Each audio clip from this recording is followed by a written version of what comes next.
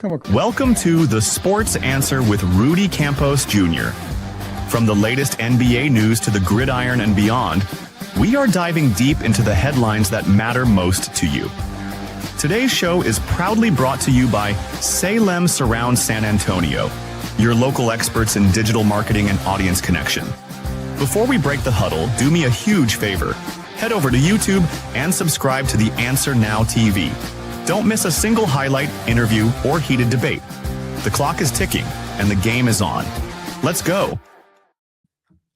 All right, it is the Friday drive here on the Sports Answer. Rudy Campos alongside Derrick, Gervin, UTSA Hall of Famer, former NBA player, Mr. Derrick, Gervin. Derrick, it's a lot going on in a week since we've been on the air, and we're going from injuries to maybe Spurs fans panicking to who's going to win game 3. I mean, we've got a lot of questions. And before we get those answers, for all you out there, welcome to the Friday Drive Sports Answer. You're going to see a poll at the top right of your screen. How do you vote? All you do is go to the comment section. You drop a 1 for yes, a 2 for no. The simple question, do the Spurs win game 3 tonight? Simple yes or no. If it's a yes, you drop a 1 in the comment, you get your vote in. If it's a no, drop a 2 in the comment, get your vote in there. That poll is going to be up all show long with myself and Derrick, Gervin. Derrick, crazy week so far, I think, since we've been back on the air. Crazy, but exciting. So let me say good evening to everybody. Yeah, it's going to be a good show today. Rudy, NBA playoffs are here, and I'm loving every minute of it. I don't know if the fans in New York are loving it so much because you and I both had the Atlanta Hawks, and here we are sitting 2-1 over the Knicks. But before we get into playoff basketball overall, the talk, because we got a whole lot to talk about when it comes to that. We've also got a little bit of NFL talk. The draft was last night. Maybe a little bit. I kind of got a little upset at the Cowboys. I'm not a Cowboy fan. I got a little upset about one of their picks they did with it. But before that, we've got 2 segments today. We're going to have 2 Spurs Chisme segments. So it's everybody's favorite segment. We're going to get to it first right away. The first Spurs Chisme segment, let's get into it.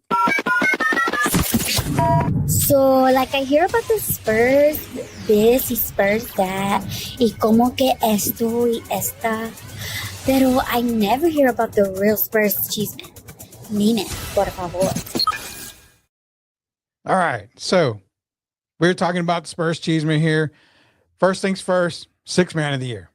Keldon Johnson, the only Spur other than a lefty, a guy that was pretty good in San Antonio. He had a decent career. Manu Ginobili was the other 6th man of the year in San Antonio Spurs history.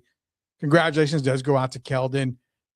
There was a time where I remember I told you on air, on the radio, and I said, Derrick, I think we've kind of got everything we got out of Keldon. And he may be already hitting the ceiling. I don't know if we get any more. He ended up going to the bench, and I was wrong. He blew through that ceiling, and here he is, 6th man of the year. But then you got people criticizing it. Wait a minute. Jaime Jaquez had, the most points, rebounds, yada, yada, yada, yada. But before we got on air, I asked you, doesn't winning mean anything? Because when you talk MVP, when you talk other awards, the first thing they look at are, how did they do as a team? Well, Spurs, if I'm not mistaken, were 2nd best in the league. More deserved, or do you think maybe Jaime should have got a little bit of love? Well, Jaime Jaquez is a really good player. He had a good year. Nikhil Walker is a good player. Cousin of Shea. We all know he's a good player. And they both had great years. But Keldon Johnson was part of the glue this year for the Spurs.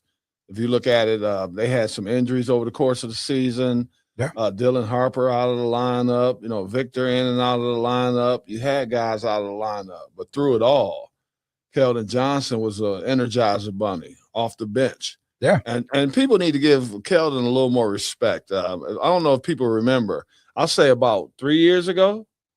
Yeah. He was leading the team in scoring. 21, 22? Yeah, 20, 21 a game. And so he stayed the course. Him and Devin Vassell now have been here for quite a while. Yeah. And I think Keldon was spectacular all season long. I didn't see anyone that I could vote over him as best sixth man of the year. So I'm going to say shout out to Keldon. I see all the guys came out with the cowboy hats to represent him. We should have had some. And way to go, Keldon. Congratulations. And I think it's an honor well earned, my man. Way to go. I think what I made a comment on X, and I said, I've been able to talk to Keldon his rookie year. I did an interview with him, at a past show that I was on. Very nice guy, very humble guy, very hardworking player. And I made the comment. I said, you know what? When I posted it, this probably won't be the only one he wins. I mean, look at the way he's playing. Mm-hmm. I don't see another guy coming off the bench outside of Jaquez and maybe a couple other guys who can play exactly the way Keldon has been playing. But he's been doing this year after year after year. So can you maybe say this is the only one he's going to win in his career? Well, he also trimmed down. Yeah. Lost weight in the last couple of years. And it's made him a better player. His stamina's better. He moves around the floor better. Yeah. He's strong as an Adrian Dantley, strong as an Ox. And he can also run the floor. So that makes him a very valuable asset for the Spurs. He improved his three-point shot last year before last. He started putting more arc on his three-point shot. Yeah. And so he's continued to work, hone his craft, as they say. Yeah. And so everything that he's getting now is things that he's earned. He's worked really hard. He's a great guy here in the community. They love him in the community, similar to Patty Mills when he was here. Oh, yeah. So people have grown accustomed to Keldon being a San Antonio Spur.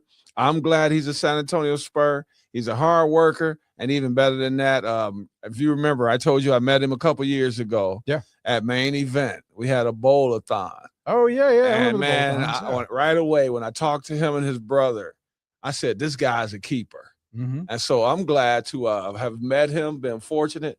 And, man, I think he represents the San Antonio Spurs organization very well, and I'm glad that he's here. Lots of praise coming from Derrick Gervin and the Gervin family in general, just giving lots of Keldon praise here. Appreciate everybody joining us here on the Friday Drive. Jacob Erickson here. Also, JC, the team man, says, go Spurs, go. Glad to time share with you, gentlemen. Spurs in Focus, which, again, shout out to Spurs in Focus. You can catch Spurs in Focus on Answer Now TV. And quick, before we get into that comment, Derrick, here, shout out to Salem Surround, 210-526-3635. You need the brand. You know what? They're not even going to get you the sixth man of the year, Salem. They're going to get you the MVP. They're going to get you the ring. Right. They are going to be the all-time winningest organization, Salem Surround. They're going to help your brand get to that level. Call them today, 210-526-3635. Proud sponsor over here at the Sports Answer and on the Friday Drive. So Spurs in Focus, Jeff Garcia says, you all really think Dame's going to come back in this series? Blazer social media teasing it, Splitter insinuating maybe he might be back, etc. I don't see Dame coming back this series. If he does, it's game 6, game 7. But again, a year out from an ACL injury, Dame is not Adrian Peterson. He's not Jason Tatum. He's not coming back with a quickness. It's just smokescreen. It's got to be. It is. A lot of these coaches throw those kind of things out there. Try anything you can to get under the other team's skin. Yeah. And I think this is what this is about. Dame's not ready to suit up in this series. I don't even know, be honest about it, will we ever see Dame play again?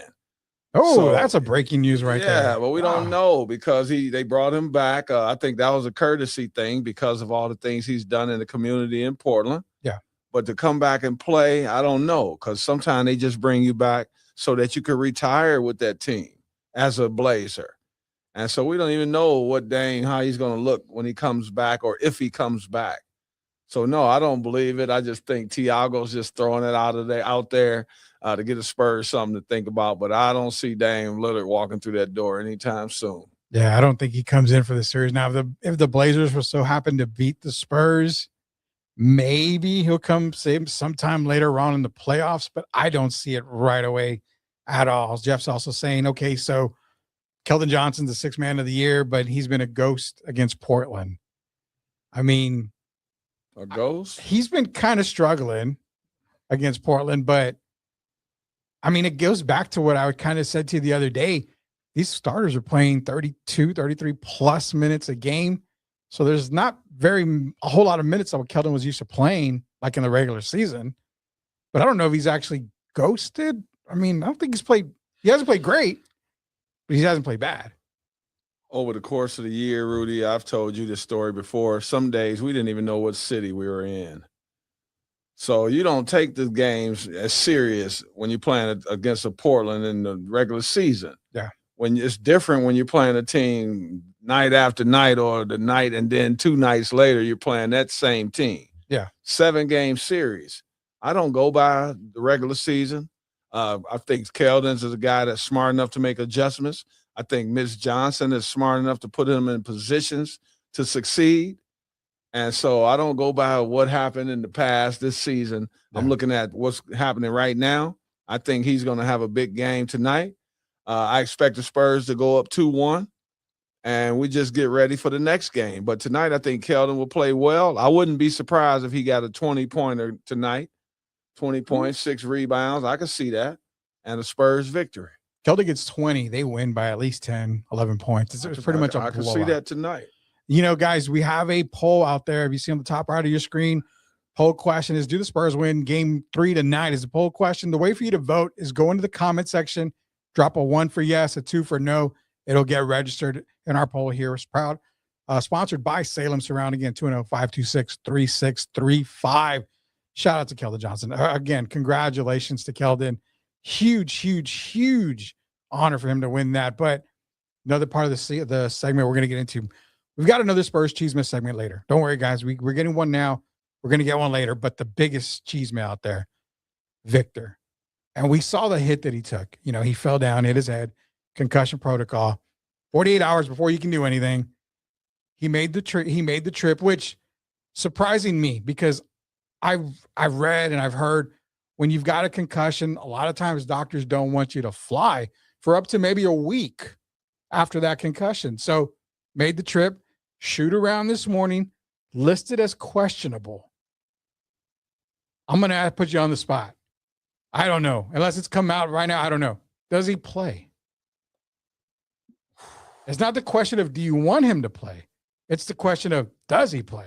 Tonight, I'm going to say no. I don't even think you take the chance. You're looking at talking about your franchise player. And I believe really, even if the Spurs were to lose this night, which I don't believe, they've played quite well when Victor was out. Yeah. And I think either with him or without him, they're capable of winning tonight. I say 100% for me, he's out tonight. Yeah. And then you give him a few more days to get well. And you have to remember how fortunate he was as well. A face fall, he fell a face plant basically, right? Yes. And he was fortunate. It almost reminded me, they felt a little different, but if you remember when Derrick White a couple years ago, yeah, when he fell and knocked it and his tooth came out, yeah, it kind of reminded me of that. But the way that Victor fell was scary. Yeah. And he hit his head like 2 or 3 times, the front. And so I think you have to err on the side of caution.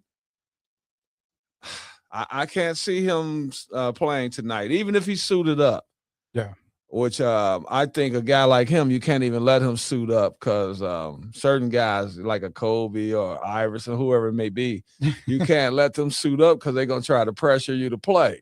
Yeah. So tonight, I believe he sits on the bench as a spectator, hopefully in his street clothes, and we get ready for game 4. But no, I don't see him playing tonight. Chris Leha, who's been a big supporter of us here at the Sports Answer for many, many years, says Spurs by 10. He's asking a question. Do you think Spurs by 10? Yes. I think I would go with that too. I think the panic time that we've seen out of Spurs fans, it's just panic. Go downtown, grab a drink, relax. It's not going to be that bad. The Spurs are still going to get the series. I think they said they win tonight. The thing that we've got to take away from game 2 was Victor goes out. I think they lose focus. There were spurts where they were just dominating Portland. But then Mitch Johnson had the rookie coach mistake and said, well, if I'm right, Carter Bryant grew 4 or 5 inches. So he's about 7'2" now, 7'1". So he's going to be my 5. No, Carter Bryant isn't that tall yet. And he's not going to be that tall. So You and I talked again, and I've even mentioned it to Spurs in Focus as well. Mitch Johnson got outcoached by Thiago in game 2 for the simple fact that Mitch didn't play the guys you went and got at the offseason. Biyombo, Olynyk. Mason Plumlee, Kelly Olynyk. They're over there. Did he forget he had other 7-footers on the bench? I mean, the thing is, the Spurs lost the game due to rebounding, and Portland is the number 1 team on second chance opportunities. That should have told you Carter Bryant, as great as a rookie as he is this year, is not going to out-rebound Donovan Clingan. He's not going to out-rebound Williams. It's going to be tough for him. And they're not even getting rebounds. They're just popping it back out to the open guy. They're finding him. And that's the thing. You give Portland multiple chances, they're going to end up knocking him down. So I think Mitch has to make that adjustment. Do you think Mitch makes that adjustment tonight?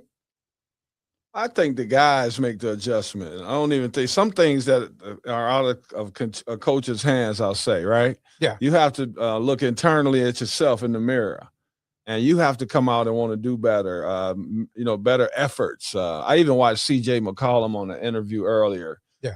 And I heard him say something that I thought was spectacular. He even mentioned on himself not diving for a loose ball during the course of the last game. And how important, every play is. Yeah. I think the Spurs, I still have to go by what they've done over the course of the year. They've been very consistent. They're not a team that's been losing 2 or 3 games in a row this year. Yeah. With or without Victor.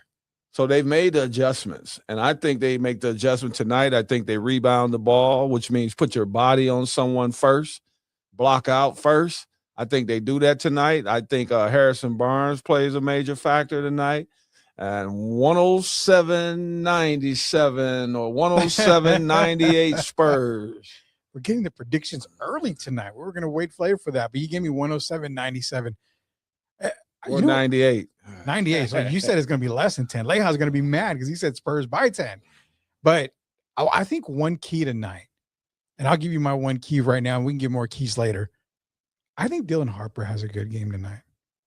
It seems like when he has a decent game or a kind of an off, game by his standards, he tends to come back a little stronger. And I fully expect him and Keldon to have different games tonight. I think Dylan had 10 the last game, but I could see him going for 17 tonight. Keldon, I can see him going for maybe 16, 17.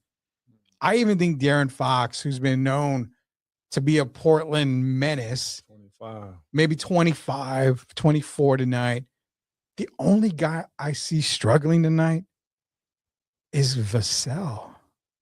I think he's had a great season, but lately it's just kind of feels like Devin has, I don't know if he's hit a playoff wall in 2 games, if you want to call it that, but can he kind of bounce back? You think it's just something about it that I have a bad feeling with Devin right now. He has to get back to a couple times, putting the ball on the floor. Yeah, I think that's what's missing. Yeah, he gets in the habit sometimes of settling for the jumpers, even the catch and shoot. And some of those shots are long shots. Yeah. And so he has to make the adjustment. I believe he will. I believe in the Spurs. I mean, Dylan Harper. He hasn't really had many bad games this season. If you look at his overall play, no, he might have not been a big part of the offense that day as like he is some nights, but overall he brings something good to every game, whether it's deflections, steals, or causing altered shots. He does a lot of things. Yeah. So I think he's going to play well tonight. I just want to see them one game turn. I really want to see this. I want to see Mitch one game turn De'Aaron Fox, Harper, and Castle, turn them loose. Yeah. And let them go out and lead the team. And that's your backup plan in case Victor does get hurt and has to sit out. You got to figure out. That's what I think hurt them the last game. Once Victor went out, they didn't make the adjustments. They didn't know who's going to be the next guy that's going to step up now that Victor's out. Who becomes that 1A guy? Who becomes that 1B guy? Yeah. If you look at them, that's the only thing they really haven't figured out this year. You can't say it's definitely Fox tonight or it's definitely going to be this guy tonight. We need to know the pecking order. And I think that hurt them in the Portland game because when the game's on the line, who's gonna have the ball in their hands? Fans expect it to be De'Aaron Fox because he got a payday and he's the max guy. Which again, I argue the fact with fans. I'm like, you can't point the finger at De'Aaron Fox every time just because he's getting $60 million a year because he's a max guy. Who cares? He got his money. Castle's going to get his money. When Castle gets his money or when Victor gets his money and they have off games, are we going to say trade Castle, trade Victor? They're trash. They don't belong here. We're paying them max dollars and we're getting 12 points a game. That's not right. I hate that he's become the scapegoat because of the money that he makes. You can't blame a guy. He deserved that contract. The Spurs gave it to him. Remember, a lot of people were throwing him under the bus when he got hurt during the season. Yes. And they were already, ready to supplant him with with Harper. Yeah. And Bryant, whoever else. But Fox is a guy that I believe in, even when I told you that he was coming here. A year before he did. I really believe he fits here. Yeah. Even with the young guys, I believe he's a good role model for those guys. He's a good guy in the community. He's not a troublemaker. Yeah. And he seems to be a leader. He's not the guy that you're going to hear yelling and all that out on the floor like a Draymond. Yeah. But he leads in his own way. And then we know in the fourth quarter, there's only certain guys in the fourth quarter that have had a history. We're talking about guards in the last several years where they deliver in the fourth quarter. There's been Chris Paul. Yeah. There's been De'Aaron Fox has been one of those guys. Yeah. Jalen Brunson. Those have been the guys that have been known, and now put in one of the last one, Dame time. Yeah. Those guys have been known to do it when it's necessary in the last 4 or 5 minutes, right? Yeah. Which they call winning time. So I'm thankful we have a De'Aaron Fox as well. I think he plays tonight. Like I said, 25. I could see 25 and 7 or 8 assists tonight from De'Aaron Fox. I hear you on that. Let me get to a couple of comments here. We've got Miss Reed saying hello to us out there. Thanks. Shout out for her because I am Refocus Radio as well. Leha basically saying, Spurs are worried about the Blazers. Why rush Wemby? Imagine against the Wolves and Nuggets going to be more physical. I can totally understand that. Says Jacob saying sit Wemby if we win. Great. Sit him again if we win. I can kind of get behind that. We got a shout out here, and I got to read the shout outs here. Shout out to Rudy and Derrick, always keeping it true and honest. We never say anything for the kids or for clout or anything like that. Wow, thank you. That's a good compliment. We don't ever say anything like that. And Miss Reed's back in here. True Derrick, Spurs have been consistent. And it's consistency. It's the Spurs. They haven't lost more than 2 games all year. All year. I mean, they've lost. And the funny, because when they've lost, entire San Antonio, the city starts burning. And we need to get rid of the team. Send him to Austin. Oh, De'Aaron's terrible. We got to get rid of him. And then they come back and guess what? They lost again, back-to-back nights. Oh my God, Derrick, you know what? Peter Hall, you got to move him. We can't have him here. Then they go back on a 5-6 game winning streak. When they lose, and it's ironic, they're playing who? The Portland Trail Blazers. Yeah. And when they lose, they come back blazing saddles. And they've done that all year. So it's ironic they playing the Blazers. Tonight, I expect the Spurs to come out like blazing saddles. And we go up 2-1 tonight. And I believe that's what happens. It could be worse. They could have Tom Dundum as their owner and make them check out of the hotel at 11 o'clock. Or, you know what, Spurs fans, you may not even get T-shirts anymore if he was the owner, because he's definitely trying to save a buck there. That is for sure. So, yeah, we got more Chisme coming to you later on here. We're going to look into more NBA stuff here. NFL draft was last night. We'll get into that here in a little bit. I got a big topic for you when it comes to officiating. I think we're going to wait till after the break on that. The next grab. I got to ask you, the series that you and I said, the series of all series, Denver, Minnesota. Denver's down 2-1. The sports question that we need the sports answer to that was asked to me, is Denver's title hopes done for the season? They have looked, they've looked pretty bad. They've looked terrible in these last 2 games. They've looked really bad. I don't even think they look terrible. I think Minnesota has looked that good. A lot of times, people talk about teams going into shooting slumps or players going into shooting slumps. Yeah. They're not really going into shooting slumps. It has something to do with the defense, the people on the other end of the floor that's guarding them. Yeah. So we've seen Denver, a lot of these shots they make. But if you look at the way they're playing, they're getting over the screens. Minnesota, you got Jalen McDaniels fighting to get over these screens. Yeah. And using his length against Jamal Murray. They have Denver out of sorts, I'll say. Yeah. They got Jokic dribbling, having to put the ball on the floor. Rudy is long enough to contest, to just get close enough where he could just contest the shot if Jokic were to go to the perimeter. Yeah. And we look at him in the perimeter now, I think he's shooting like 19% or something from three. Yeah. So Rudy's playing him very well. When they put Julius Randle on him, they're crowding him. Sometimes they put McDaniels on him or Nas. They've got guys that are quick enough to just stay in front of him. Yeah. And make him shoot over you. And so they're not going for his fakes like teams do during the regular season. Every move that he makes, the counter turn, he turns this way, turns back that way. They're not biting. They're just what they call walling up. Yeah. They're walling up on him. Absolutely. And making him shoot over. And so far it's been paying off. But to me, this is not an anomaly. We saw them do this 2 years ago against Rudy. Yeah. I mean, against Jokic. He missed 21 shots against them 2 years ago. He missed 19 shots against them in the last game this year. So it's not a coincidence. And Rudy's tired of people taking shots at him. 4-time Defensive Player of the Year. And sometimes people talk like we're having a Kwame Brown conversation. And so I know that's motivation for Rudy. And right now he's accepting the challenge. And if he keeps playing like this, you and I are going to be wrong because we both picked Denver at the beginning of the year. You said Defensive Player of the Year. I thought you were talking about me because I am tired of people taking shots at me. But then you said Defensive Player of the Year. I've never been a Rudy. It looks like they figured Denver out. Yeah, I think they have. All you do is what you make. And I told you, and we laughed about it. Jamal Murray is having trouble even getting into the pick and roll. Picking him up early. They not even letting him get to the screen. He's 5, 6, 7 dribbles before he can even get to the screen. Yeah. That's going to wear you out, and that's going to take time off the shot clock. And then you end up taking bad shots, quick shots. Yeah. And so Minnesota has figured it out. And then Jaden McDaniels could be the winning player of the series. When he ended it in the fourth quarter with that off the opposite leg dunk, the guy who did all the talking, no one took him down on his way to the basket. No Detroit bad boys basketball.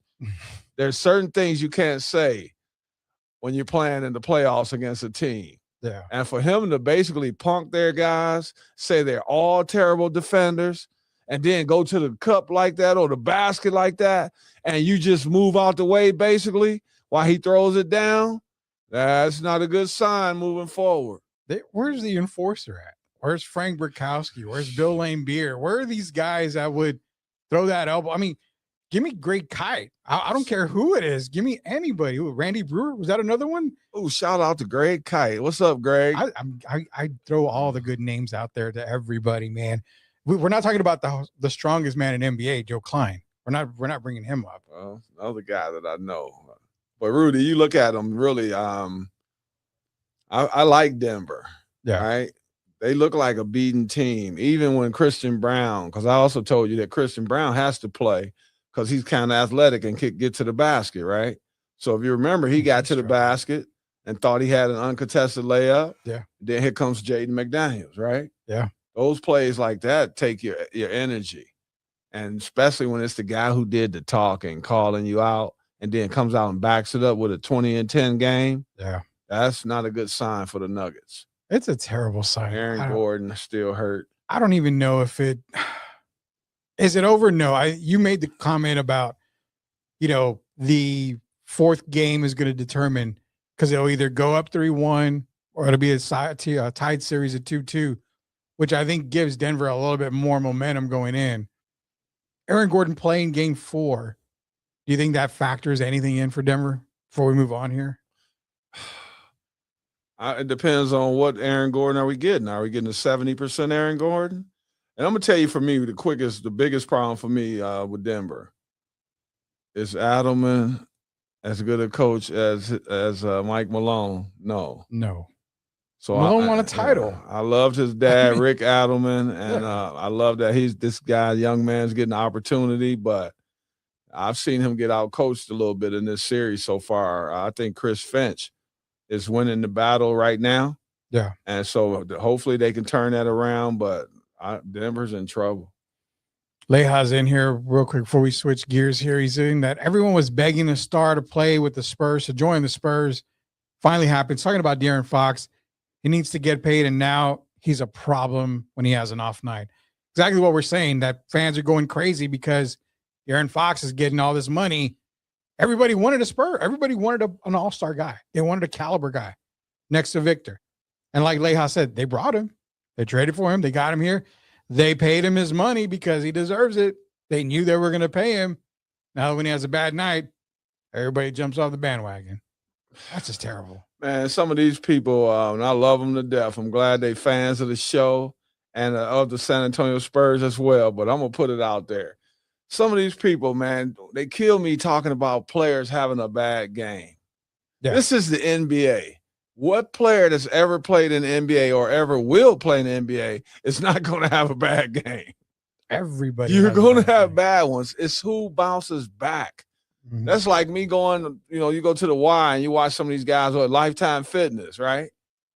If you play bad on Monday, did that mean you don't come back on Tuesday? No. You come back on Tuesday to try to right your wrongs from the day before, right? Yeah. The NBA players are no different.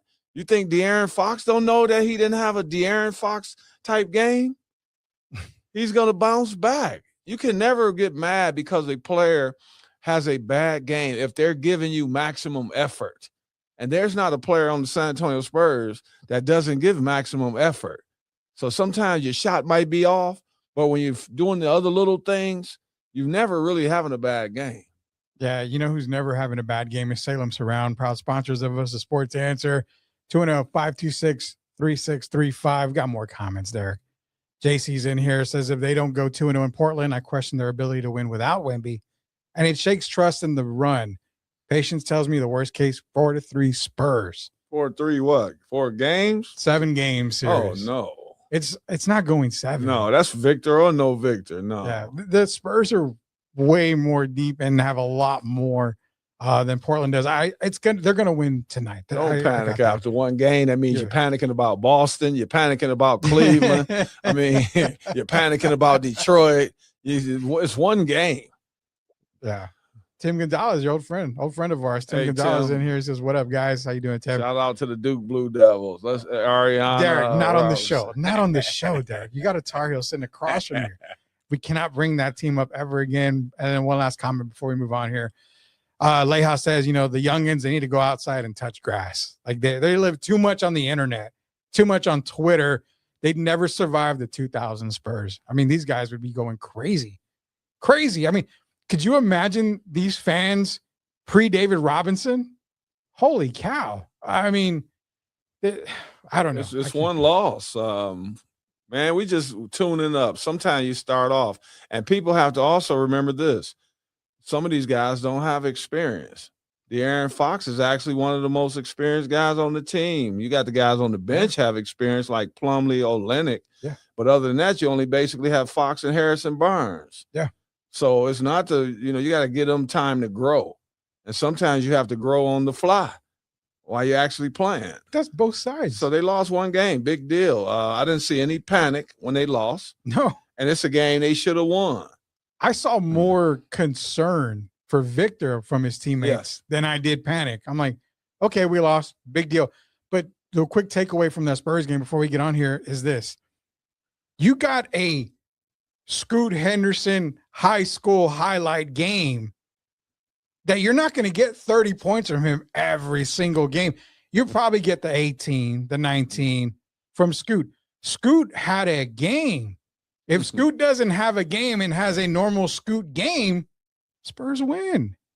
Scoot was just on fire, man. Scoot didn't play that well in the G League. Exactly. And I'm a Scoot fan. Exactly. I mean, he did not have a typical Scoot game. So Spurs fans, what did Aaron Rodgers say? Relax.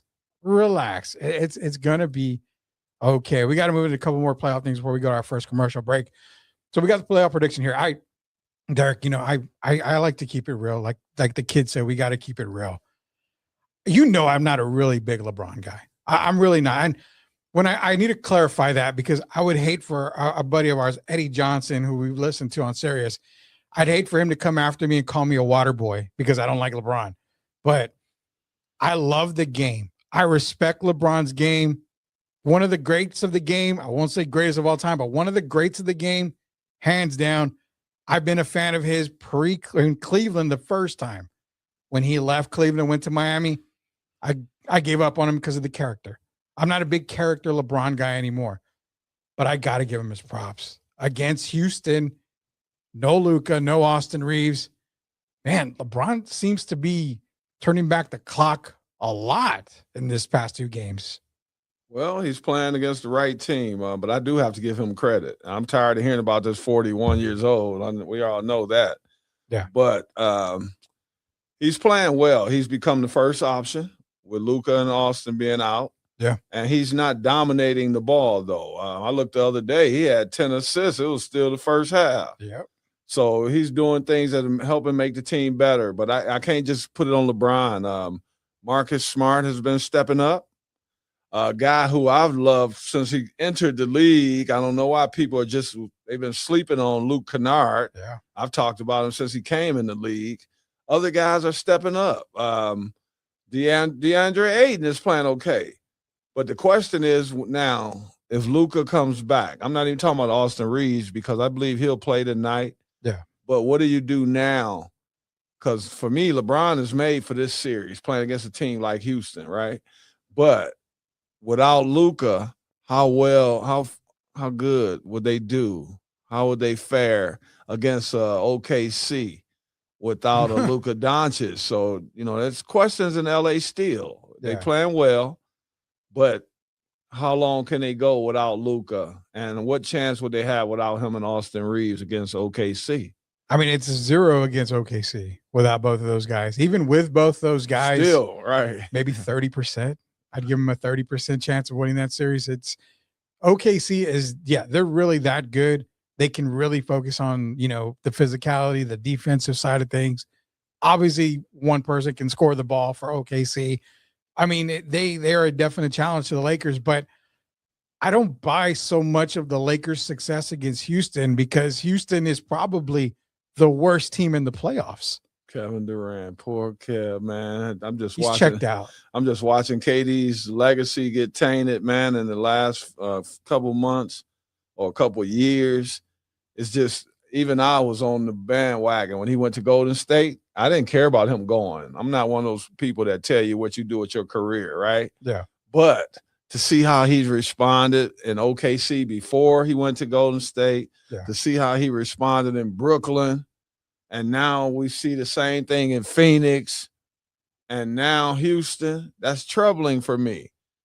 KD was looked at more of a player a few years ago. They were talking about his rim protection in Golden State, remember? Yeah. Now he's starting to head towards, he's just been known as what? Strictly a scorer. Yeah. And so I'm watching his legacy be tainted right now. And I can't blame anyone but Kevin Durant. He's put it on himself. And he's on Twitter all the time, these burner accounts and all that. When you do all that stuff, you can't have off games. You can't go out of the game mentally, take yourself out of the game mentally where you're out there pouting or you're over there hiding in the corner, stuff like that.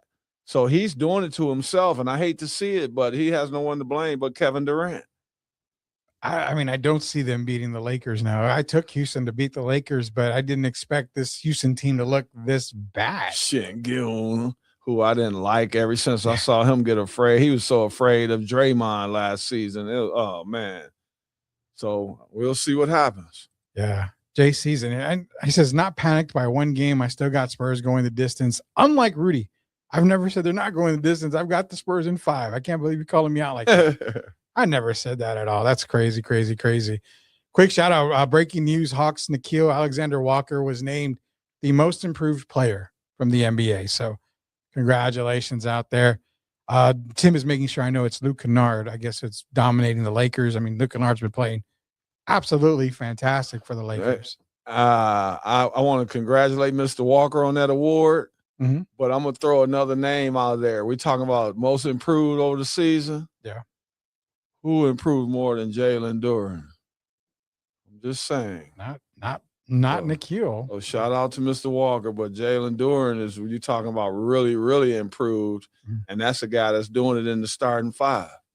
Yeah, that is true. Clarify here, JC. When I said that, I didn't. Unlike Rudy with the Spurs going the distance, he said I had Denver beating the Spurs. Which, again, I'm not going back on my pick. I had Denver winning the title before the preseason, before training camp. I'm going to stick Denver winning the title, but if Denver can't get past Minnesota, they're probably not going to beat the Spurs. Yeah, I'll go get my Alberto jersey out and I put that on. You know, that's right now. Fabricio, shout out. Now I gotta wear my Dan Issel Nuggets jersey. Oh, he's killing me over here. What are you talking about? I know all these guys. How about his teammate, the one who drove by me like 3 times, man? And I was still looking. I was like, where did he go? Kiki Vandeweghe, man. You hear me? Shout out to Kiki Vandeweghe. And you see me looking around? He drove on me like 3 times in a row in Madison Square Garden. I'm turning around. Where did he go? So shout out to Kiki and Dan Issel. Dan Issel, Kiki Vandeweghe. We're throwing out Nugget names out there. 60 points right there, though. Those 2 guys together. Yeah. And then we can't forget Alex English. Well, I'm just saying. We're talking about Denver Nuggets, guys that put points on the board. You just named the 3 best. It's okay, Carmelo. It's okay, Iverson. You didn't put in enough time for me. So, Lee, I mean, honestly, that's the top 3. But Carmelo and who we mentioned, Allen, they're not even above this guy, right? Can we not forget Mahmoud Abdul-Rauf? Oh, boy. Chris Jackson, Mahmoud Abdul-Rauf, another great. I mean, the guy gave Jordan fits. Yeah, everybody fits. I mean, good God, for you kids out there, go look up these names. Hey, Rudy, just real quick. This is really quick. You know, Mahmoud might be in the top 5 that ever played in college. I can see Leitner, Jabbar, Chamberlain, Mahmoud, and whoever your 5th way may be. For me, it would probably be David Thompson, but I'm just saying that's a conversation.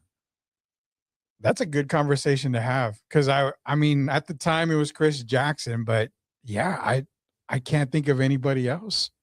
There's really Pete Maravich. That's about it. We got a couple guys. Maravich Calvin Murphy averaged about 40 or so, but I'm just saying overall, that's a conversation because he could be in the top 5 all-time college players. Did you see the Pete Maravich clip where they said, hey, you know, he averaged 44 in college, but without the 3, they went back and looked at a lot of his jump shots were beyond the arc. They said he could have averaged upwards of 60. Yeah, that year. Remember, I've talked to Jason Maravich. Dad was putting up numbers, but we've mentioned some great names today, my man. And a shout out tonight. Let's go Spurs. Spurs are gonna win. Spurs are definitely gonna win tonight. It's Derrick Gervin. It's Rudy Campos Jr. You are watching the Sports Answer, the Friday Drive edition of the Sports Answer. You'll catch us every single Friday. Salem Surround 210-526-3635. Let's go to commercial break. And on the way back, Derrick, we're going to have some NFL talk, quick NFL draft talk. We got more Spurs Chisme.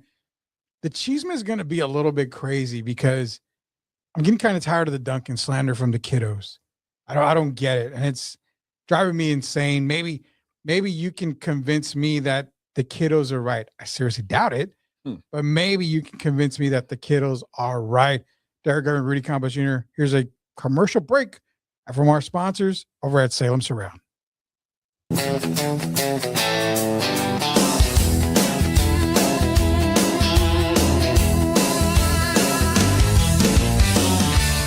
You've been watching The Sports Answer, brought to you by Salem Surround.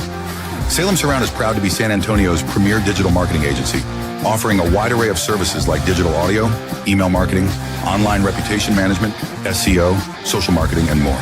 Visit salemsurround.com, San Antonio, and stay in the game.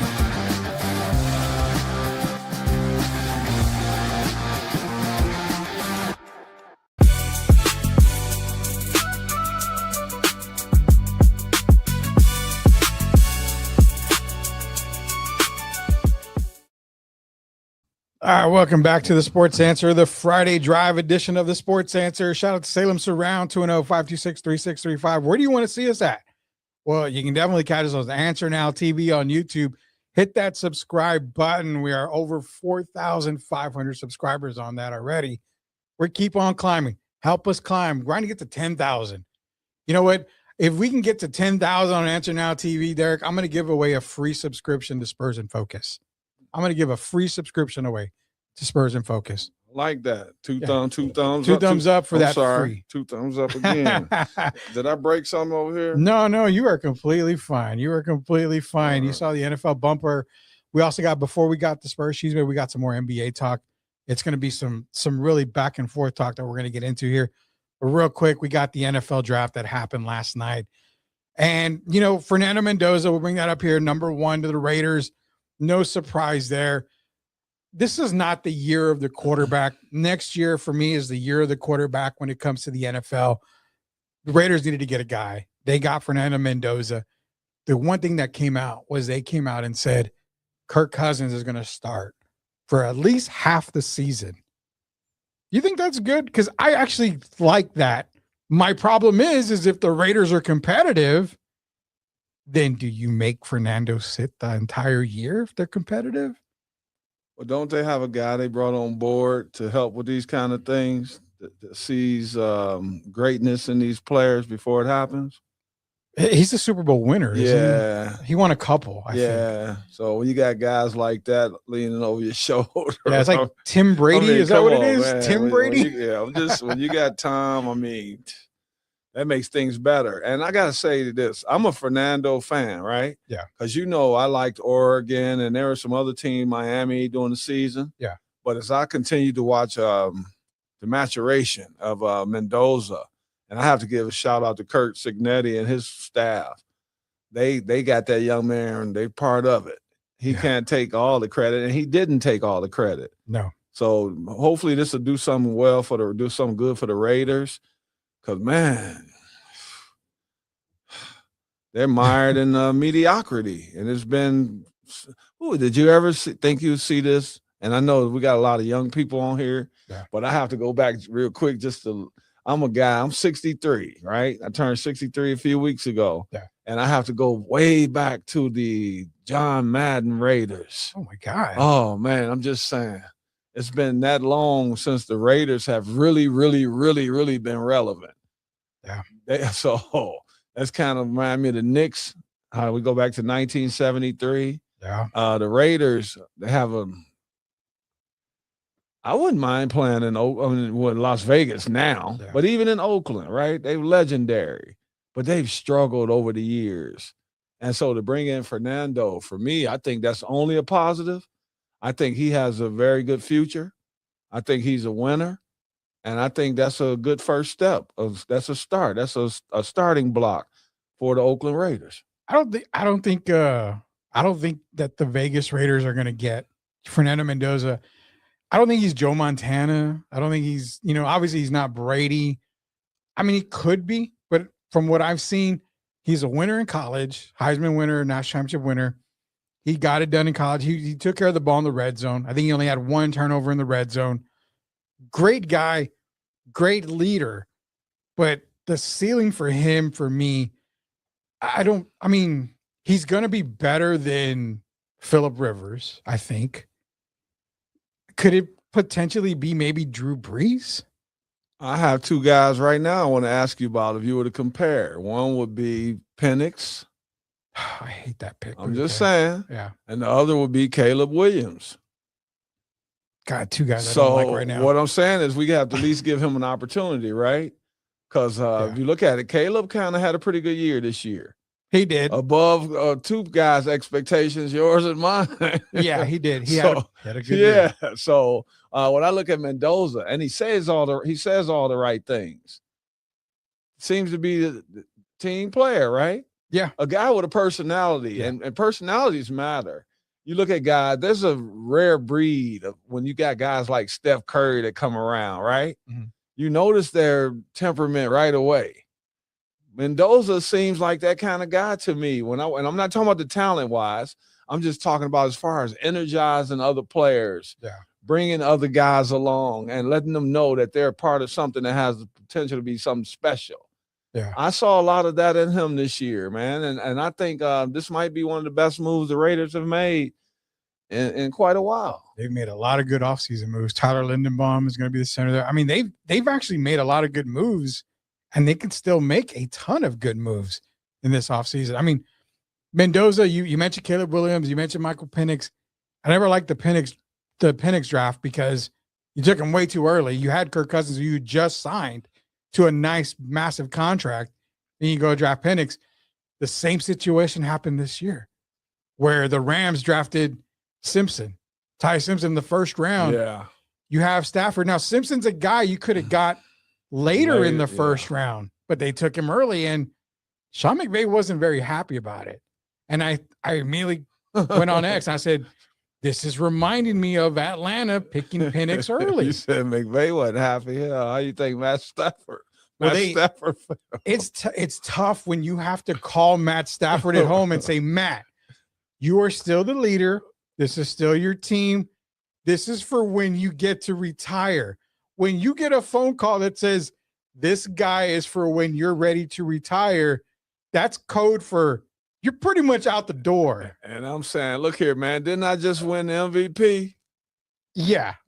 So don't call me telling me about you bringing in. I still have 4 or 5 year window here, dude. So I'm just saying, I don't like the move for that reason. Yeah. Not right after the man wins the MVP. Come on, man. It's different. It's weird because I'm going to ask you the question before we go to the actual draft here. I'm going to ask you this question. Does it make Stafford feel better had Simpson been drafted in round 2 or 3? To me, okay. It makes a little difference because if you're drafted that late, then I'm thinking, all right, I need a backup. I have Stetson Bennett as my backup. Jimmy Garoppolo is not going to play. I could use him as a backup. That's good. And that's a great pick right there. When you can give me another top receiver, another top offensive lineman, another defensive player for a already stout Rams defense, but you want to give me a backup quarterback in round 1.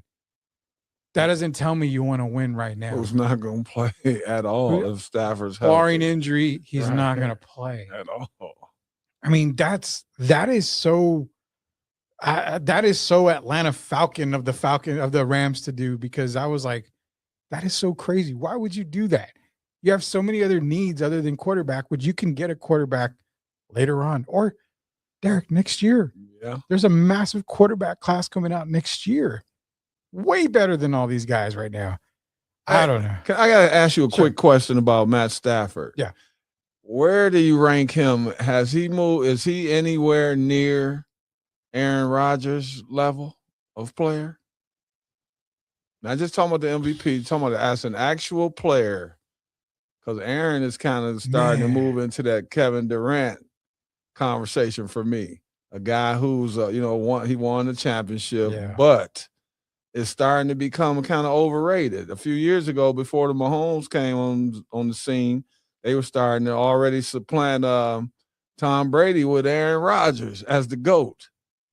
I think Stafford's better. You do? I think I put him over. I put Breeze over Rodgers. There's no doubt about that in my mind. I would put Stafford in the same category, in the same breath as Drew Brees. Well, that's high praise, though. I mean, I put him there.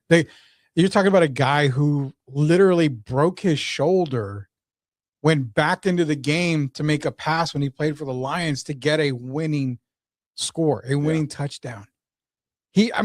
Shoulder was gone, but he demanded to go back in to at least make a pass or a handoff or whatever, and they won the game. There's very few guys that I've ever seen in the NFL modern day than Matthew Stafford that actually would do that. Maybe Ben Roethlisberger comes to mind. I mean, he would play a little bit injured, but you have to go back to the days of Steve Young when he would get beat around. You're breaking my heart because you're not going back to the days of Jared Goff.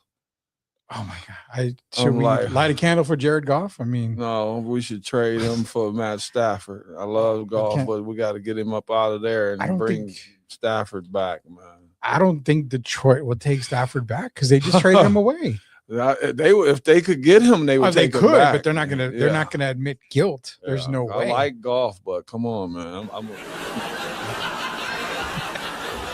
background because again, Detroit's another team that could have used a quarterback, and they may get one this year. I mean, obviously, but is it okay? Fair question, because I know we're talking NFL. Fair question. Jared Goff's unsuccessful year last year, due because of Goff or due to Ben Johnson leaving? Combination of both. Because Goff, I mean, if you look at it, he's pretty much maxed out, don't you think? He's hit his ceiling. Yeah. So, so that has nothing to do with Ben Johnson. Mm-hmm. And I think Ben Johnson, they lose something with Ben going somewhere else, and then him have to learn a new game plan with a new offensive coordinator. Yeah. But Goff is becoming, to me, Paul George. I'm just putting it out there. Certain guys that they were very good players. You still don't know if they're on the fringe. Are they great or are they really good? And we even got guys like Darren, like Brunson. Yeah. Is he a great player? Is he a good player? So that's where I look at Goff. We still haven't figured out, is he great or is he just a really good player? Comparable, is he Dak Prescott? Oh, man. I don't even know if I believe I like Dak. I do too. I just think Dak's been given a bad deck every year. Yeah. And you look at it, every time you look at it, every year, the Cowboys come up with something. And I don't even have to get into Jerry and Steven. Yeah. I would think that I would rate Dak over Goff for sure. I think so. I would go there. Yeah, we're talking $60 million quarterback. I don't think Dak's worth that much, but I don't think any quarterback is. But Goff better than Purdy? I would say, he's better than Brock Purdy. I mean, that's what I'm saying. So out of the 32 teams in the NFL, I mean, he's got to be top 10. If you're looking at it, maybe 15. Top 15, maybe? Yeah. So he's better than half the QBs 15, in the NFL. Yeah. I mean, okay, the obvious, he's better. He's not better than Mahomes. He's not better than Dak. He's not better than Burrow, Jackson. Yeah, I mean, no, he's not better than Jackson, Josh Allen. He's not better than those guys. But I mean, you could make cases he's better than so-and-so. He's better than so-and-so. Is he better than that guy in Philadelphia? Oh, man. Jalen Hurts? You know what? I'm going to say he is or equal to. I think so. Oh, equal to. Equal to. So that's not really great when you come. No, because I mean, Hurts is more tush push and Saquon. Hurts is a game manager, one of the highest paid players. Well, what else has he? What else is he?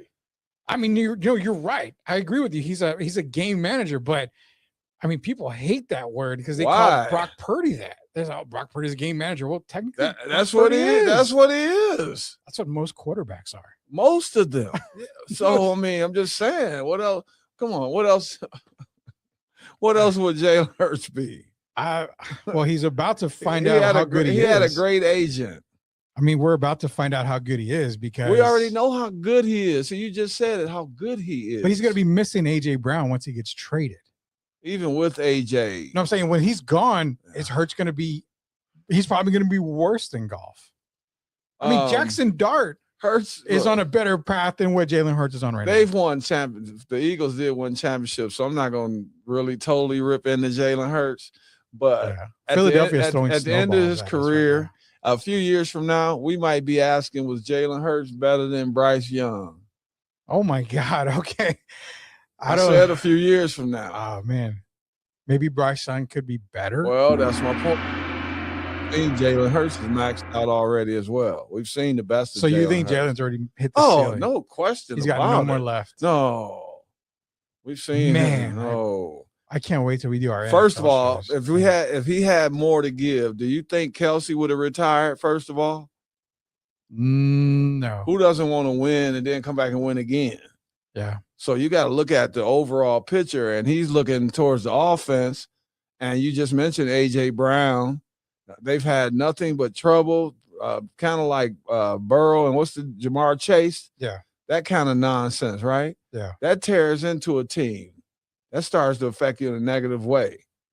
And so eventually you have to, do something different. Yeah. And so I don't think, I've seen Jalen Hurts. What do you think? All of a sudden he's going to become first team all a Pro Bowler or something?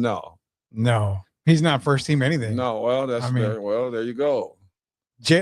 Wow. Jalen Hurts in the top 15? If you go by his team results, yes. If you go by his result, we'll go by the sports answer. Okay, results. I'm gonna say another name. I mentioned Paul George, right? So I'm gonna go to the NBA again for Jalen Hurts. All right. Man, James Harden. Yeah, he named him. I figured it would be James Harden. You and I think the same here. It's got to be James Harden. So I'm just saying. NFL draft results. You can see the draft results are being played. Here's the grades from Underdog. They're providing grades. Dallas Cowboys, they got Caleb Downs. They needed a safety in the worst way. Terrible pass, defense. So they ended up drafting Malachi Lawrence, at the 20th pick. Now, I caught flack because for me, on my draft analyst, Malachi Lawrence was a day 2 guy. Really high motor, really good guy. I just didn't think he was first round. If he was first round material, he's late first round material. I think there were better options. Keldrick Falk, I like a lot better right there at that position. I had guys come at me, they should have, they had the best player. He was the best player. Yeah. We really don't even know. He reminds me of, remember that DeMarcus Marcus Spears draft? What was the last name, the guy's name you said? Keldrick Falk. Yeah, that's what people are. That's how the Cowboy fans feel about Jerry and his moves right now. So you heard that word clearly. Okay. Yeah, well, all right. We didn't use that word. We're still on the air. We didn't use that word, but drafting him was more of that Spears and Ware type of thing. I think you could have got a little. I mean, maybe you couldn't have got a great player at that spot, but you know what? Okay, they got Malachi Lawrence. Great. Let's see how he works out. I think they could have got somebody better. Did you hear the crowd? Yeah, I heard the crowd on that one. I just told you what most of them were saying. Hey, after last night, Cowboy fans, it's like clockwork, Derrick. It is Super Bowl. They're buying their Super Bowl tickets now. They're getting tattoos of the Super Bowl logo. Cowboy wins. Everything is great in Valley Ranch after this draft. Can you imagine if you would have gotten a tattoo like 15 years ago of the Cowboys and you were telling people how popular that tattoo was going to be in a few years? And then I'm sorry. And then here we are, 15, 20, 30, 33 years later. It's bad there. We're just on here having fun. I don't have anything against the Dallas Cowboys. And I actually think, on the serious note, that's the young man, you could have got him in the second round, but maybe they saw that they didn't want to take a chance on losing him. Exactly. So maybe they see something that we don't see. And then you got when they go to all these different events and they're running and they're jumping and all of that stuff. Yeah, the combine. Yeah, so you're doing the combine. Maybe they see something we don't see. But I do want to see the Cowboys kind of get back in the mix, Rudy, and that I'm serious about. They will. It's better for the NFL when you got a team like the Cowboys that's winning. It's similar to the Lakers in the NBA. We got Boston or the Lakers. And for me, I want to see the Cowboys. I want to at least see them be able to contend. I really do. I want to see Dak get a chance to go a little further. And I just want to see the Cowboys come out here and make the people happy, have a 12-13 game winning season. Yeah. And really have an opportunity to at least go far, man. And I think it's time. I think you know what? I'm not giving them a bad draft grade. I've actually got them as an A on the draft board for me right now for those two guys. You made a good point, because one point I made was they could have traded down. Apparently, it came out after the fact that they did try to trade down to get more picks later on in the draft. They tried to trade down because they figured they could get Lawrence later in that first. No team wanted to trade up. So, yeah, if you're right, if you really believe in him, then you take him where you have to take him at. And maybe he wouldn't have fell to the second round. So, yeah, you're perfectly right on that right there. Other than that, Tim wants to know on the Jets. I think the Jets had David Bailey, I think, should have been the third guy option. Arvell Reese was probably the second guy I would have taken. But yeah, David Bailey was there. They also got Sadiq, and they got Omar Cooper from the Indiana Hoosiers as a wide receiver. So I think the Jets did a pretty good job there. I mean, Aaron Glenn was. What do you think about Aaron Glenn? He's going to be another coaching casualty. The way to fix the Jets is you have Garrett Wilson. He's one of your best commodities. I think you move him right away. Bring in Joe Namath. No, I think Joe Namath was overrated. No, I said bring in Joe Namath. Yeah, but he won the Super Bowl. He did, but I think it was an overrated guy. This is my Broadway Joe. I think, in my opinion, might have been a little bit overrated. So you think they could have a decent year if you look at them right now? They didn't finish too bad. I mean, I think with the draft that they've had so far, if they can continue it, I would say give them another 2 wins. I think they brought in impact players. I'm worried about David Bailey. I like the offensive moves. I like Sadiq in the tight end position for him. Reminds me, a lot of, the athletic guys, Brock Bowers and stuff like that. Then you added Omar Cooper, who's a great wide receiver to go along with Garrett Wilson. The offense will be humming. I don't know about Geno Smith. I mean, can we get Seattle Geno? Or are we going to get old school Jets Geno where it just didn't work out? If Geno can be back to Seattle Geno, Jets might win a couple of games here and there. I mean, they might win 2 more extra.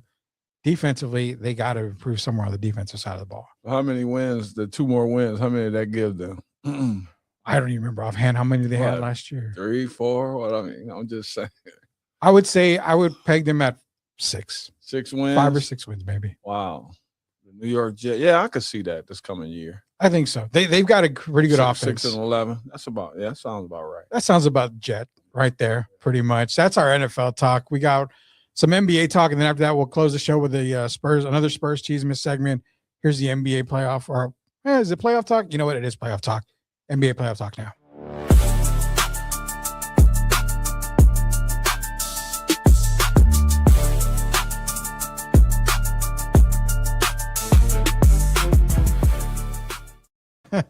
All right, so this is a big hot topic here in the NBA. Devin Booker came out, basically called out the refs. For everybody out there, you can see the comment that he made. Not going to read it because it's a very long comment, but basically, basically could be the WWE. We're not careful. He called out a ref by names, James, as in James Williams, making bad calls. He got a technical foul. Alex Caruso asked for the technical to be called. Was not a technical. The NBA did what they do best. They rescinded the technical as of today. $35,000 fine, no suspension, no nothing like that. The NBA did say this. We did not find any wrongdoing by our officials, but we're rescinding all technical fouls. If you didn't find any wrongdoing, why are you rescinding anything, first off? But the problem I have is this. OKC has been a physical team all year long. They've been a very physical team. They've played defense physically. Every NBA team that has played against OKC has the exact same complaint. You allow them to be physical, but when we're physical, it's a foul. If I breathe on Shea, it's a flagrant 2. If I blink or I wink at Chet Holmgren, I'm damn near thrown out of the game. The physicality, I don't mind, especially playoff time. But the NBA is not going to come out and say we need to change the way we officiate, because then they admit guilt if they do that. What's got to be done? Because you don't ever hear Devin Booker talk like this. Well, sometime pressure will burst pipes. Isn't that what they say? Yeah. So I'm looking at it. OKC has played this way all season. They played this way all last season, right? Yeah. Now it comes down to playoff time. Your team doesn't have a point guard, first of all. Yeah. So they're making it hard on you. Devin Booker is experiencing what Kevin Durant is experiencing against the Lakers. Yeah. They're sending a double team. They're making him uncomfortable, right? He's more of a scoring guard. Mm-hmm. They're making him have to make decisions. And it sometimes that can frustrate players, right? Absolutely. I didn't agree with the technical foul, but I'm not going to start trying to look for excuses either. If you know a team is getting physical with you, there's only so much the refs can do. Yeah. It's up to you to man up. So, Rudy Gobert can start, excuse my language, bitching about Jokic or whatever, or he can man up and accept the challenge. Right now, Devin, you look at it. What is Devin Booker? What is his history? Has he really been a guy that can carry a team over the hump? No, and he made it clear. Okay. I've never won a title. He's been like KD. Yeah. That's why I knew it wouldn't work when they went to Phoenix together. Yeah. So he's never been a winner. He's a very good scorer. That's all Devin Booker really is, another scorer, like we talked about KD. You have to find ways. It's up to the coach to put you in better positions to succeed. Right? So that goes back to Ishbia, and his people that he brought along and to bring in the coach. Right now is not the time for excuses. Now is the time that you have to pick your players up. You have to energize. If you start making excuses, to me, that's looking like you're setting yourself up for failure. You're looking for ways to bail out. So you can call the ref out, and that's fine. But you still have to show up and play in this next game. And that's where Devin Booker's focus needs to be at. They have to win this next game or they're getting swept. Referees aren't going to have anything to do with that. You have to bring it, and you have to bring it for 48 minutes. Well, the question I've got for you is, do we see the refs change their ways? Because we've seen it before where they get called out, they get told, the NBA gets notified. Then the very next game, we see officiating go either fair or one-sided again. But what I'm getting at too is it's every team. OKC, they get to play their style. Dort gets to play his style. Caruso gets to get right up in you.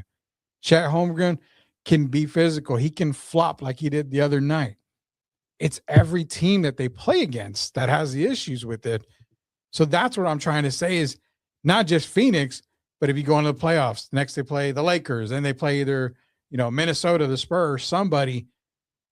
Do you allow the continuance of that where this team won't get those calls?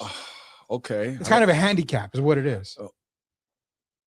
OKC wasn't the champion before last year, right? No. Okay. So they've earned the respect they're getting right now, right? I will give you a check mark on that. If you're upset about how they're getting away with physicality, why aren't you guys being more physical? Because they can't. Well, yes, you can. You're not playing OKC all the time. That's something that becomes something that you develop over the course of a season. It's no different than AAU basketball. When your team comes out, I'm saying, okay, you go out there on the floor, right? Okay. You developed an identity. We're going to be putting the wood on teams. We're a physical team, right? Yeah. The more physical you are, the more the refs let you get away with it over the course of a season. Yeah. So it's not like they just picked OKC out of a hat. OKC has earned the respect that they're getting. So you have to go match their energy. And if you can't match their energy, if you can't draft like Sam Presti, if you can't get the draft picks, that's not their fault. And I agree with you on that. Don't complain about it. Do something about it. I totally agree, because the comment that I made was they're going to get away with it and they're going to keep doing it until they get called out. It's taking advantage of a situation. So I completely understand OKC. Shea Gilchrist wants to elbow every player in the chest and face and get away with it. He's going to do it. Every player, every athlete will take advantage of every opportunity given until they are caught. Where am I born and raised? Detroit, Michigan. Okay. So they have a team there called the Bad Boys, right? Yeah. So Michael Jordan could have bitched the rest of his career. Yeah. Or he could go get on the weights. Yeah. What choice did he take? He got on the weights so that he could take that pounding, right? Yeah. Why is it any different this era? Instead of complaining about it, I know one team that's matched the Oklahoma's physicality. They beaten They them right here in yeah. San Antonio. I'm sitting here wearing it right now. Yeah, they've beaten them three times. I don't hear them complaining about the physicality of Oklahoma City. Yeah. Why is it always guys like Devin Booker, guys that have trouble when you put them in situations where instead of just being a scorer, now you have to start making other people better? That's not OKC's fault. So Jalen Brunson can start bitching when he get play against them. You didn't hear Jaylen Brown and those guys complaining because Boston's going to do what if they played OKC? They're going to match their physicality. Mm-hmm. That's the only way you're going to stop them. Complaining to the refs not going to do it. You got to kind of man up like Jalen McDaniels the other day. Yeah. That's the mindset Devin Booker needs to be taking right now. Instead of the bailout mindset, and he's sitting up there and Jalen Green sitting right next to him, quiet like a little puppet. They need to make something happen. Stop complaining. Get ready to put your hard hat on and get ready for the next game. Yeah, I agree. And I'm pretty sure LeBron listens to this show, so he's probably gonna not like the fact that when he said this era of basketball is a lot harder to play than the 80s and 90s era of basketball.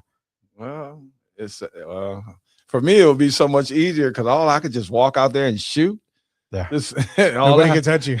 No handshake. You don't even really have to defend, be honest. The guys who really putting up the points, I know they talking about two-way players, but you have to play a guy like Luka when he's putting up 33 a game, right?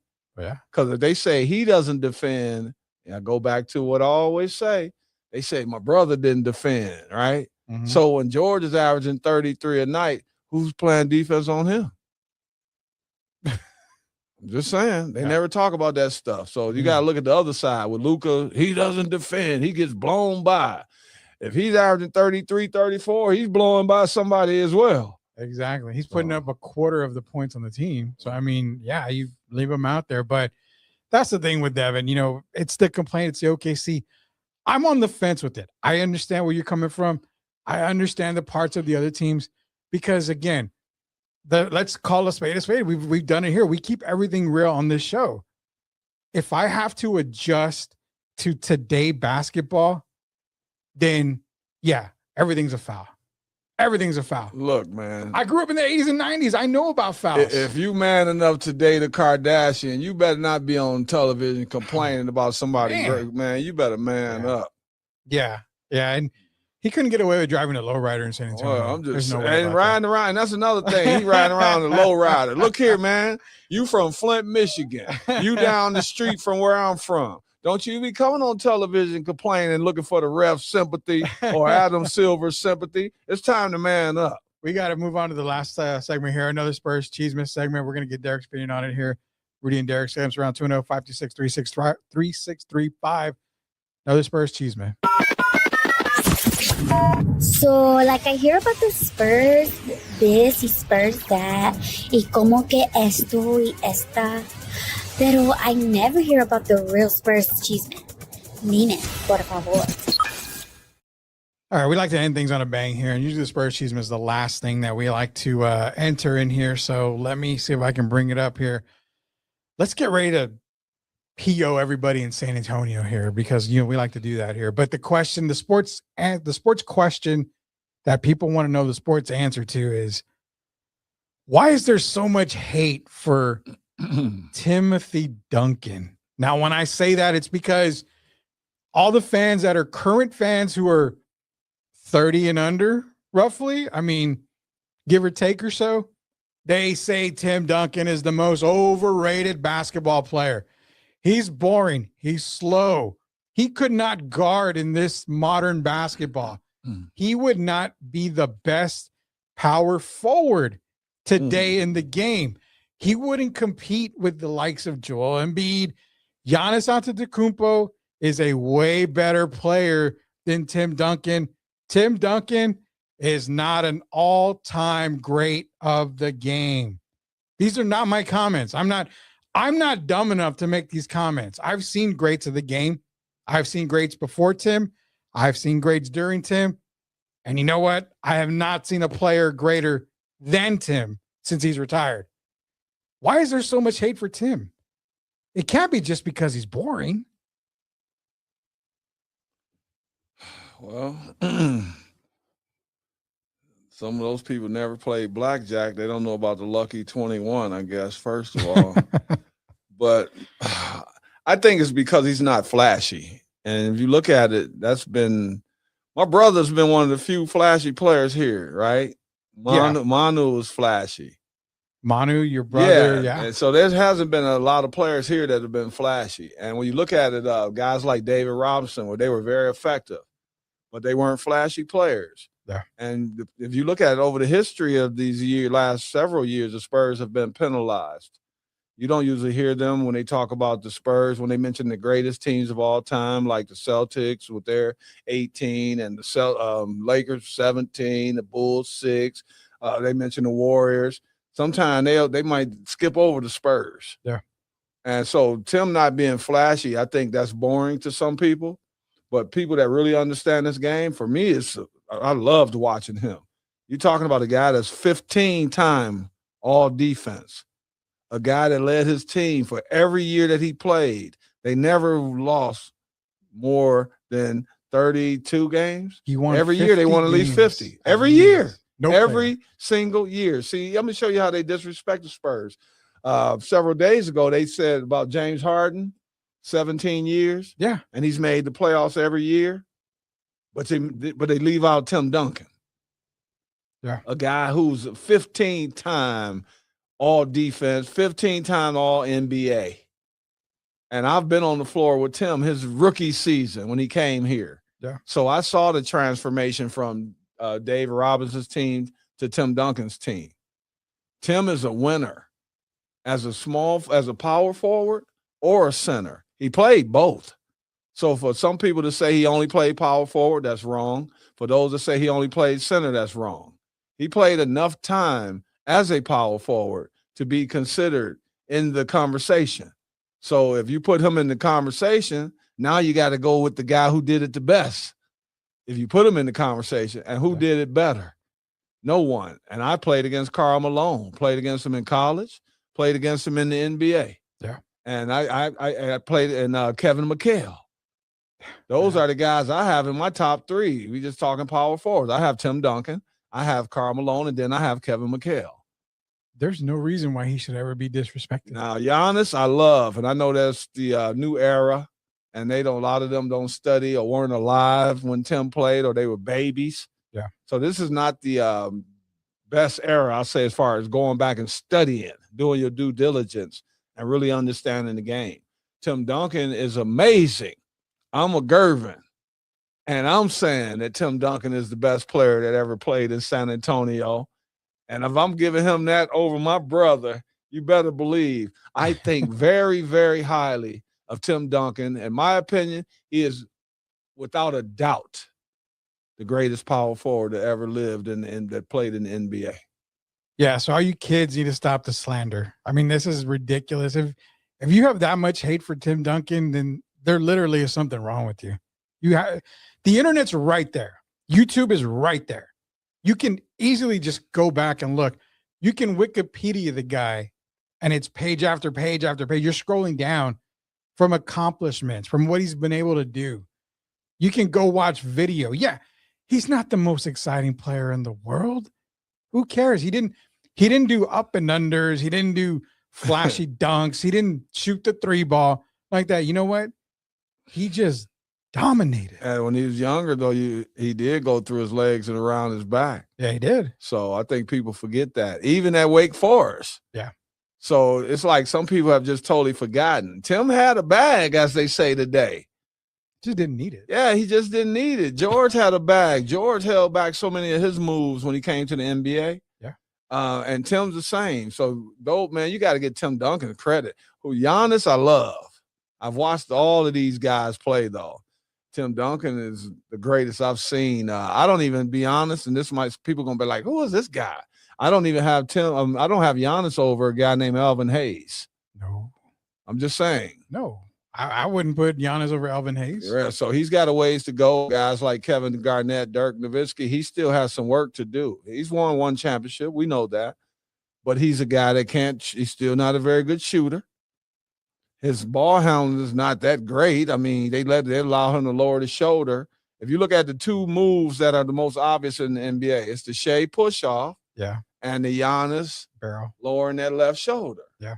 So, Giannis is a great player, but Giannis is no Tim Duncan. No, definitely not. We got a ton of comments before we go here. Chaos City forever.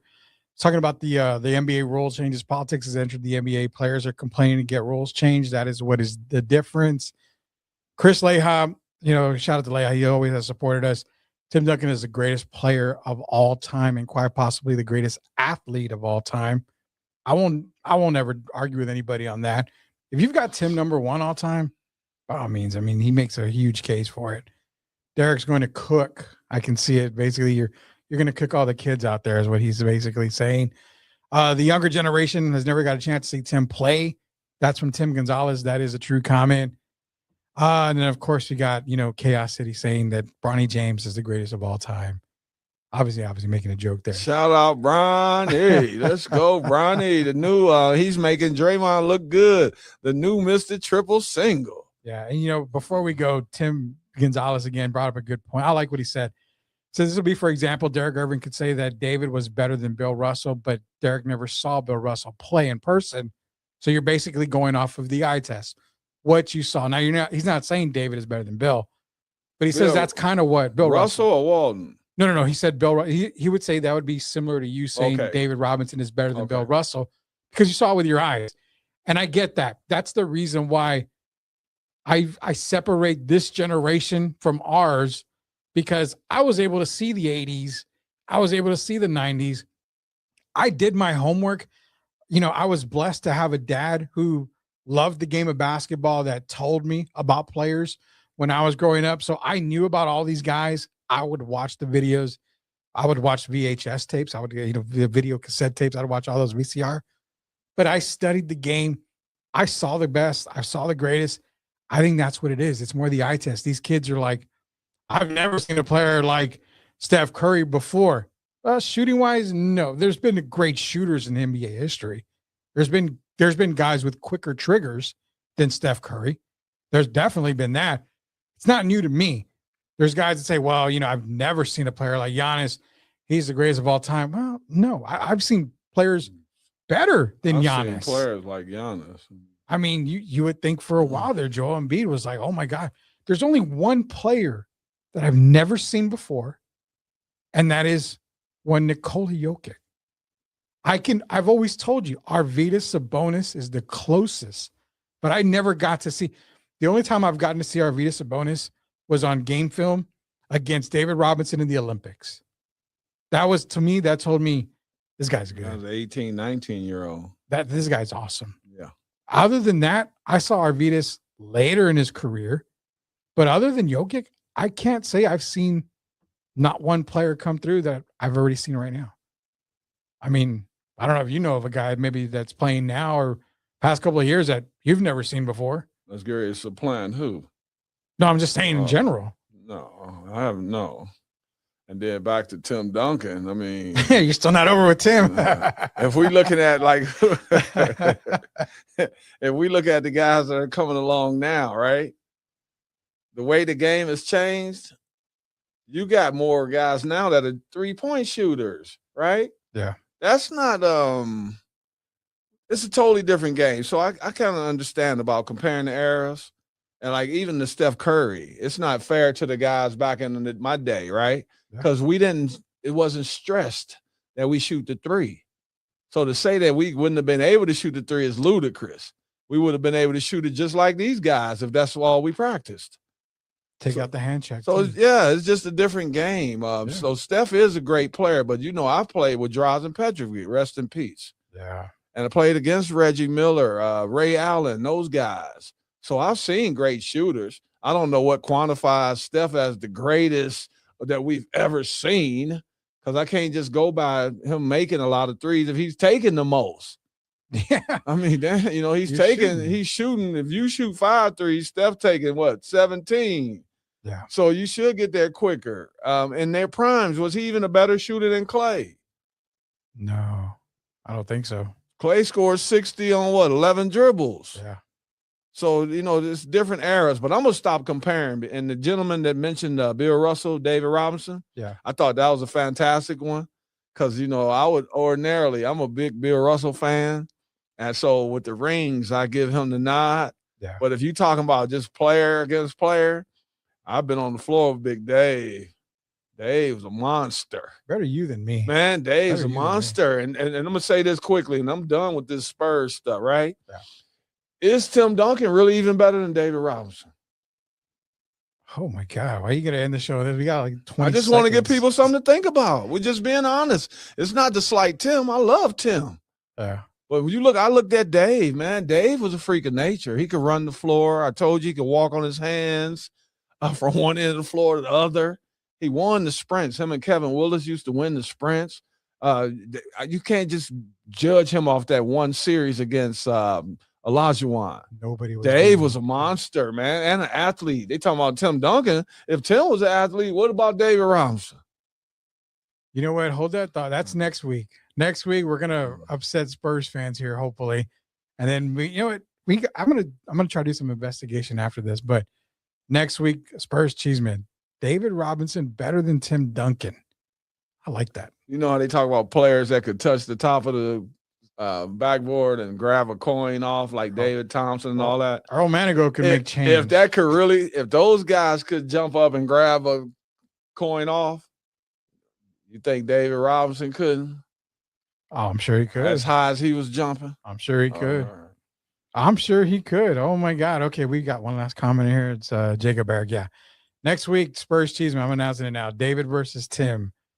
Whew, that's going to be a good one. That's going to be a real good one. Derrick, Gervin, Rudy Campos Jr., your Friday drive. Again, we come to you every single Friday right around that 5:15, 5:30 mark. We're with you today for about an hour and a half, so you get a lot of sports talk. We cover as much sports for you guys out there. Be sure to go to Answer Now TV. Hit that subscribe button. You can catch us. You can catch the Sports Answer on Sundays. You can also catch Spurs in Focus with Jeff Garcia on Answer Now TV. Shout out Salem Surround 210-526-3635. Proud sponsors of us here on the Sports Answer and the Friday Drive. You know what? You guys got those sports questions. Be sure to leave them. Be sure to leave them. Why? Because you're going to get the Sports Answer here. For Derrick, for Rudy, we'll see you guys next week. You've been watching The Sports Answer, brought to you by Salem Surround. Salem Surround is proud to be San Antonio's premier digital marketing agency, offering a wide array of services like digital audio, email marketing, online reputation management, SEO, social marketing, and more. Visit salemsurround.com, San Antonio, and stay in the game.